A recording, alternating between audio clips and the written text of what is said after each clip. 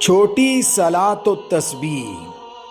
مشہور صلاۃ و تسبیح تو وہ ہے جس کی 4 رکعات ہوتی ہیں اور اس کی ہر رکعت میں 75 مرتبہ تیسرا کلمہ پڑھا جاتا ہے، اور چاروں رکعات میں یہ کلمہ 300 مرتبہ پڑھا جاتا ہے، اور اس کی بڑی ہی فضیلت ہے، جس کی وجہ سے اس نماز کے پڑھنے والے کے 10 قسم کے گناہ معاف ہو جاتے ہیں، اور اس کا طریقہ معروف بھی ہے اور لوگوں کو معلوم بھی ہے۔ اور صلاۃ و تسبیح کے بارے میں ہماری ویڈیو ہمارے اسی چینل پر موجود بھی ہے۔ آج ہم آپ کے سامنے ایک اور صلاۃ و تسبیح بیان کرنا چاہتے ہیں جو اکثر لوگوں کو معلوم نہیں، جبکہ وہ احادیث نبوی سے وہ بھی ثابت ہے، اور بہت ساری احادیث کی کتابوں میں اس کے بارے میں ذکر بھی موجود ہے، جیسے مسند احمد کے اندر، امام ترمذی نے اپنی کتاب کے اندر، اور اسی طرح ابن خزیمہ، ابن حبان نے اپنی صحیح حدیث کی کتب کے اندر، اور مستدرک للحاکم کے اندر بھی یہ روایات موجود ہیں۔ اس صلاۃ و تسبیح کو چھوٹی صلاۃ و تسبیح کہتے ہیں، اور اس کے بڑے ہی فائدے ہیں جو دینی اور دنیاوی مقاصد پوری ہونے کے لیے مجرب ہے۔ اسی وجہ سے اس کو چھوٹی صلاۃ و تسبیح کا نام دیا گیا ہے۔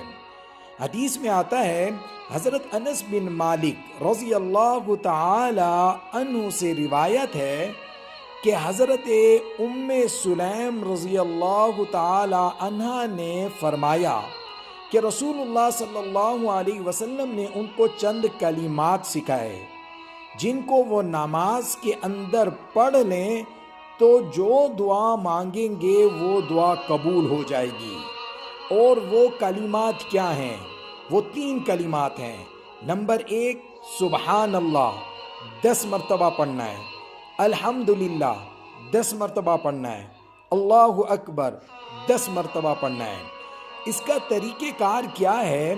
اس مختصر صلاۃ و تسبیح کا آپ 2 رکعات نفل کی صورت میں نیت باندھ لیں، اور اس 2 رکعات نفل کے اندر کسی جگہ پر بھی نماز کے اندر 10 مرتبہ سبحان اللہ، 10 مرتبہ الحمدللہ، 10 مرتبہ اللہ اکبر، کہیں پر بھی کسی بھی رکن میں آپ پڑھ لیں، کیونکہ حدیث کے اندر اس کے پڑھنے کی کوئی خاص جگہ موجود نہیں ہے، تو آپ نماز کے اندر کسی جگہ پر بھی اسے ان تینوں لفظوں کو 10 مرتبہ پڑھ سکتے ہیں۔ آپ چاہیں تو اتحیات کے آخر میں بھی اس کو پڑھ سکتے ہیں، یعنی 10 مرتبہ سبحان اللہ، 10 مرتبہ الحمدللہ، 10 مرتبہ اللہ اکبر۔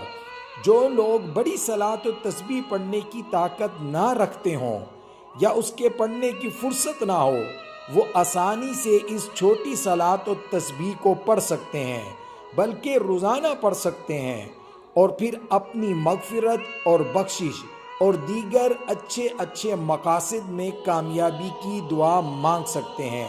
لہٰذا اسی کو اپنے عمل میں لے لیں، اللہ تعالیٰ ہی توفیق دینے والے ہیں۔ وآخر الدعوانا ان الحمد للہ رب العالمین۔